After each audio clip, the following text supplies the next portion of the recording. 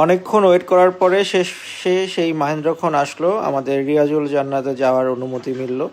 আমরা 39 number gate দিয়ে রিয়াজুল জান্নায় প্রবেশ করছি। আলহামদুলিল্লাহ, দুনিয়ার বুকে একখণ্ড বেহেশত, যেখানে নামাজ পড়ার জন্য মানুষজন পাগল হয়ে থাকে। এবং আমরা চেষ্টা করেছি যে খুব সুন্দর করে এখানে শৃঙ্খলাবদ্ধ হয়ে ঢুকতে হয়, কারণ এখানে তাড়াহুড়া করার কোনো ওয়ে নাই। পুলিশগুলো যে স্ট্রিক্ট, মাশাল্লাহ, ওর এই স্ট্রিক্টের জন্যই সব কিছু নিয়ম মাফিক হয়। এইটা সেই রিয়াজুল জান্না। রিয়াজুল জান্নাটা হলো আপনার নবীজির রওজা থেকে আপনার যেখানে নবীজি খুতবা দিত, এই মাঝখানের এই জায়গাটাই হচ্ছে রিয়াজুল জান্না। এখানে নামাজ পড়ার জন্য মানুষজন অধীর আগ্রহে থাকে এবং রেজিস্ট্রেশন করে নামাজ পড়তে হয়।